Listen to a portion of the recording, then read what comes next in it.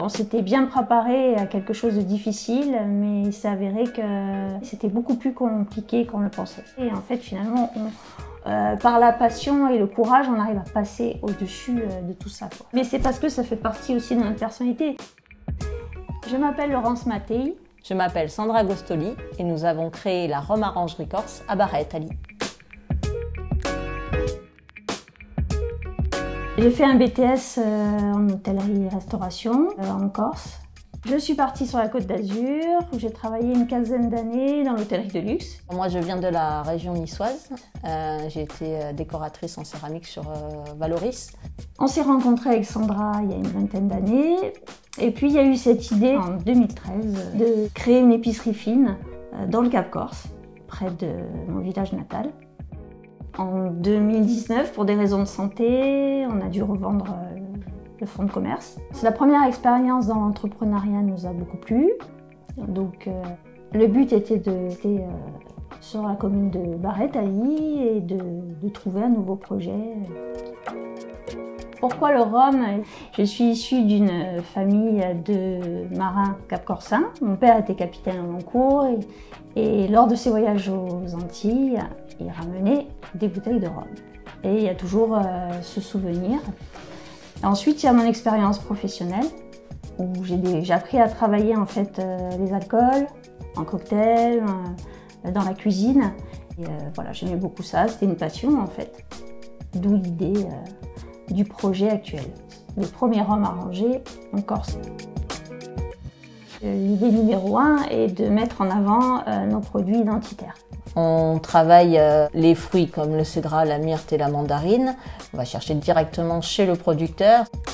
Nous travaillons aussi les fruits exotiques pour apporter en Corse des goûts qu'ils n'ont pas l'habitude de savourer. Donc nous avons choisi un rhum AOC de Martinique pour commencer nos premières recettes. Ensuite, on fait une réduction à l'eau de source qui est directement dans notre hameau. Nos caves de macération se situent dans les fondations d'une tour médiévale du XIIe siècle qui sont aussi les fondations de la maison familiale. Les tests sont longs à réaliser parce qu'il y a un ajustement à faire au niveau du degré d'alcool, au niveau de la justesse des goûts.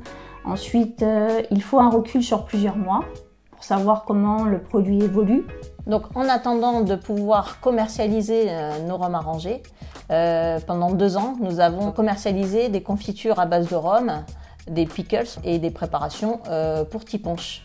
Donc on a été accompagné par BGE, Capi Corse Active, on a eu aussi un mentoring avec HF. C'est un métier qu'il a fallu apprendre de A à Z. On part de connaissances, oui, d'associations de saveurs, mais ensuite, c'est un métier à part entière.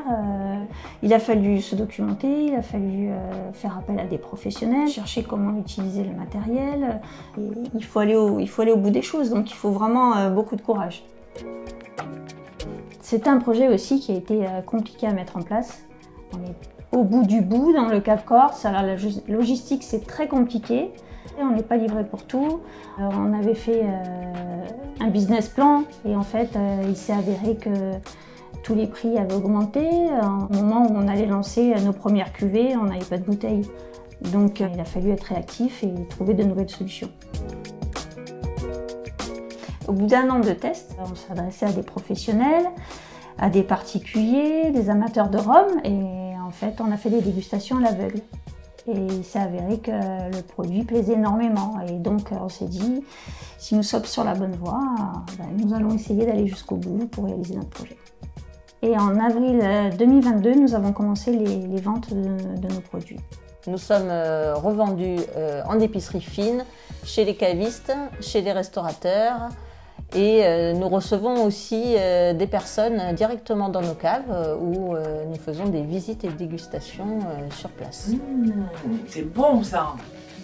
Ah ouais! Alors les prochaines années, nous allons passer déjà à 8000 bouteilles, puis 10 000, 15 000, 20 000. Et puis on s'est dit que chaque année, on allait sortir un minimum de 2 nouvelles recettes. Et puis on est en train de mettre en place des projets beaucoup plus importants, beaucoup plus techniques, qui aboutiront sur des produits d'exception.